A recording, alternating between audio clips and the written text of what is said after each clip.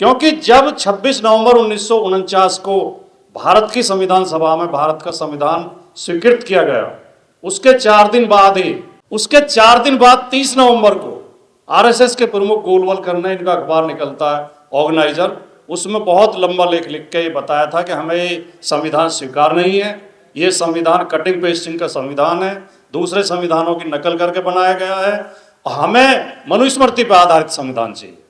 ये उनकी सोच रही है। बीच बीच में आरएसएस के प्रमुख और भारतीय जनता पार्टी के नेता संविधान बदलने की बात करते रहे हैं, और अटल बिहारी वाजपेयी जी ने तो बाकायदा संविधान समीक्षा आयोग बना दिया था।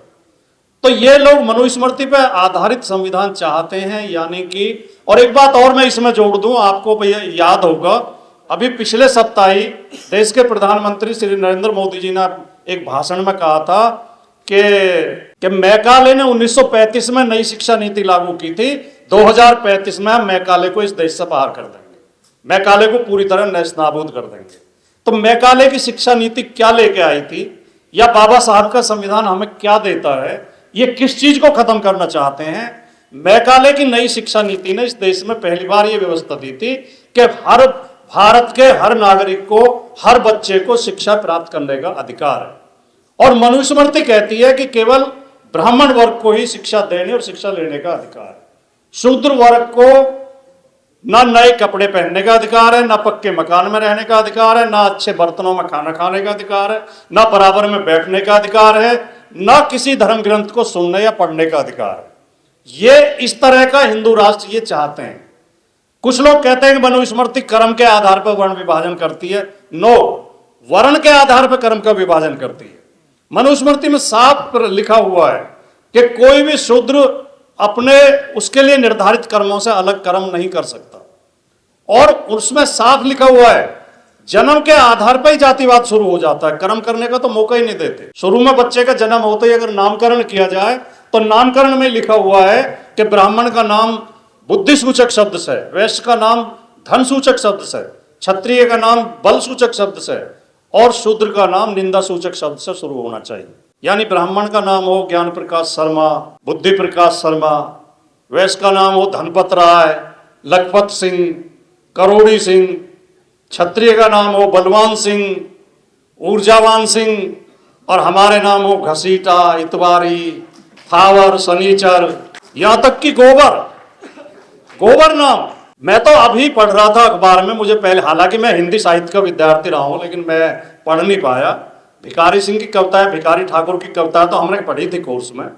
भिखारी ठाकुर बिहार में पैदा हुए, नाई के परिवार में पैदा हुए, शूद्र समाज में पैदा हुए, तो बता रहे थे वो बड़े सुंदर थे पैदा हुए जब, तो बहुत सुंदर बच्चा।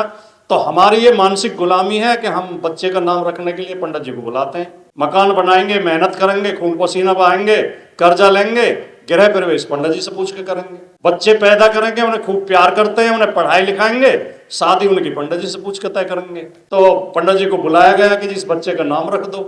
तो पंडित जी ने देखा, यार नाई के घर में इतना सुंदर बच्चा, उसने कहा ये तो बहुत जल्दी मर जाएगा, इसकी तो मौत आ जाएगी। बोले जी क्या करें?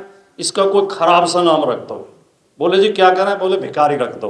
और वो भिखारी ठाकुर इतने बड़े कवि हुए कि उन्हें बिहार का शेक्सपियर कहा जाता है। तो ये इस हिंदू राष्ट्र में होगा क्या? मैं पिछले 2-3 दिन के अखबारों की आपको खबर बताता हूं, आप में से कुछ लोगों की नजर पड़ी होगी। मध्य प्रदेश में कोई मंदिर है, उसमें जो भगवान की महाप्रभु की मूर्ति है वो 3-4 दिन से बीमार चल रही है, मूर्ति को बुखार हो गया है, उसे काढ़ा दिया जा रहा है।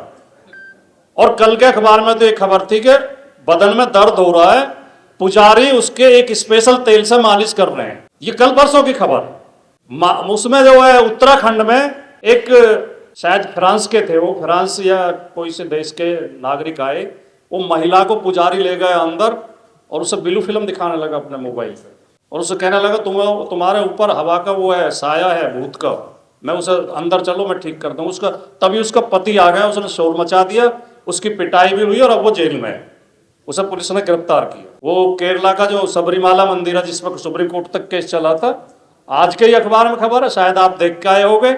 उसका मंदिर सोना चुराने के, उसका पुजारी जो है सोना चुराने के आरोप में गिरफ्तार हुआ है और जेल में है। और एक, असल में ये बात मैं इसलिए कह रहा हूं, ये इसी विषय से संबंधित है कि देखिए मनुष्य एक बौद्धिक पशु है, मनुष्य में पशु में और कोई अंतर नहीं है। उसी तरह हम सांस लेते हैं पशुओं की तरह, उसी तरह जीते हैं, उसी तरह खून है, मांस है, हड्डी है, उसी तरह खाते हैं, शौच करते हैं, बच्चे पैदा करते हैं, सब काम करते हैं। मनुष्य के पास केवल एक विशेषता है कि इसके पास बुद्धि है। अन्य पशुओं में बुद्धि विकसित नहीं हो पाई। जब हम मनुष्य की जाति का, मनुष्य का इतिहास पढ़ेंगे तो उस समय पता चलेगा कि मनुष्य में धीरे धीरे बुद्धि विकसित हुई। पहले मनुष्य भी पशु की श्रेणी में ही था। तो जो मनुष्य अपनी बुद्धि का प्रयोग ना करे उसे आज भी पशु ही समझ